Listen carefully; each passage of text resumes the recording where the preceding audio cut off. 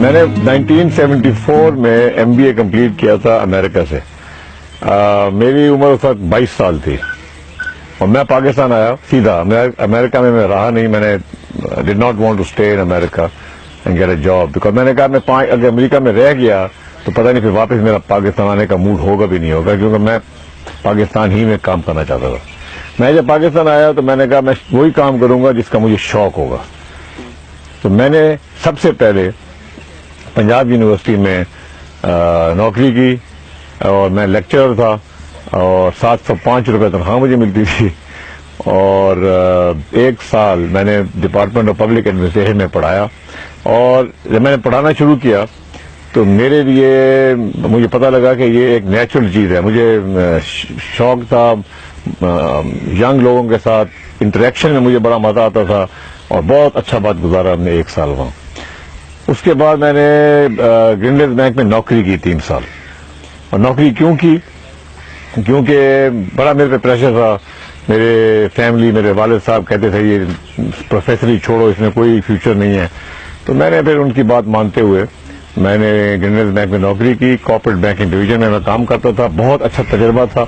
اور چاہے جن لوگوں کسی کو نوکری کی ضرورت ہو یا نہ ہو, میں ریکمینڈ کروں گا کہ ہر آدمی کو نوکری کرنی چاہیے. نوکری سے آدمی بہت کچھ سیکھتا ہے.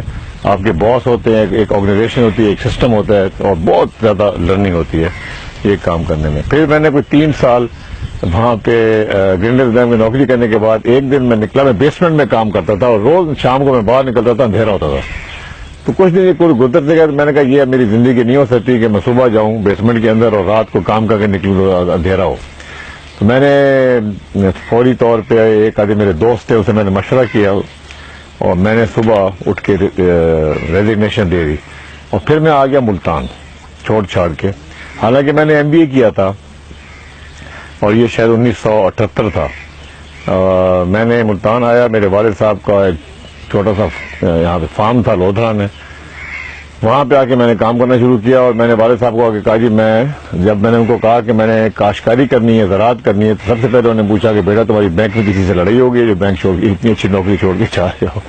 میں نے کہا نہیں جی میں خوش نہیں ہوں پوری طرح. 3 سال اچھے گزر گئے مگر میں وہ کام کرنا چاہتا ہوں جو مجھے دلی خوشی دے. صبح اٹھوں, مجھے جذبے سے میں کام کروں. تو کاشتکاری شروع کی اور مجھے پھر ایک دم اس کو کہتے ہیں ڈسکورڈ مائی پیشن. جو فارمنگ میں میری پیشن ہے وہ کسی اور چیز میں آج تک نہیں ہوئی. میں نے بزنس بھی کی, میں نے پالیٹکس بھی کی ہے, میں نے بڑے بڑے کام کیے ہیں, مگر جو پیشن اور جو خوشی ہوتی ہے مجھے فارمنگ کر کے, کاشتکاری کر کے, یہ اور کسی چیز میں نہیں ہوتی. شاید رشتہ ہے انسان کا زمین کے ساتھ اور مٹی کے ساتھ, یہ شاید ہمارے DNA میں ہے. خیر میں نے پھر یہاں پہ فارمنگ شروع کی. اس 400 ایکڑ زمین تھی. 2-3 سال 4 سال کے بعد ہی مجھے پتہ لگا کہ میری جو زمین تھی اس سے 2 کلومیٹر کے دور ایک بنجر زمین پڑی ہوئی تھی, بنجر.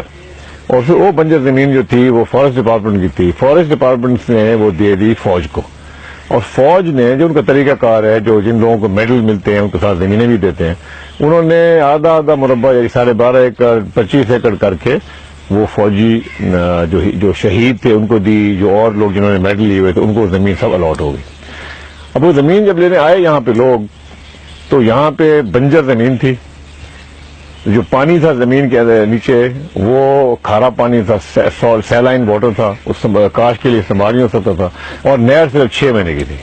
یہاں پہ ٹیلے تھے ریت کے بڑے بڑے, یہاں پہ بڑے بڑے کانٹے دار درخت تھے جن کو ہم لوکل زبان میں انگریزی کیکر کہتے ہیں. تو یہ یہاں پہ سما تھا. ان لوگوں نے جب آ کے دیکھی زمین, میں ساتھ بیٹھا ہوا تھا, میں نے ان لوگوں سے زمین خریدنی شروع کی. بہت ہی سستی زمین ملی کیونکہ بنجر تھی. اور مجھے 20 سال میں آہستہ آہستہ کر کے میں نے یہ زمین یہاں پہ ساری خریدی. اور پھر اس کے اوپر میں نے محنت کر کے یہ زمین آباد کی. اور پوری زمین ٹیلے صاف اس کو لیبل کیے. ابھی بھی بڑے بڑے نمک کے پیچز ہیں, سالٹ کے پیچز ہیں جہاں پہ ابھی بھی کچھ نہیں ہوتا, مگر اللہ تعالیٰ نے بہت کرم کیا. میں نے بڑی محنت کی یہاں پہ. میں یہ آپ کو میں بتا دوں کہ جب میں یہاں فارمنگ کرنے آیا تھا تو یہاں پہ سڑک بھی پکی نہیں تھی اور یہاں پہ بجلی بھی نہیں تھی. اور ایک چھوٹا سا ہمارا 2 بیڈ روم کا گھر تھا جس میں نے 20 سال گزارے. اور بڑی خوشی سے گزارے. کبھی مجھے یہ فیلنگ نہیں ہوئی کہ میرے ساتھ کوئی زیادتی ہو رہی ہے. میں خوش تھا. اور آپ کو بتاؤں زندگی میں کامیابی کا راز یہ ہے کہ انسان کو ہمیشہ خوش رہنا چاہیے. اللہ تعالیٰ کی دین جو بھی ہو اس کا شکریہ ادا کرنا چاہیے. اور خیر میں بھی زمین آباد کرنے میں کامیاب ہو گیا. آج اس زمین میں باغ لگا ہوا ہے آموں کا. آج اللہ کے فضل سے کاشتکاری میں نے بڑی محنت کی. میں باہر گیا, دنیا ساری دیکھی میں آسٹریلیا میں جا کے 3 دفعہ میں آسٹریلیا گیا صرف اور صرف کاشتکاری سیکھنے کے لیے.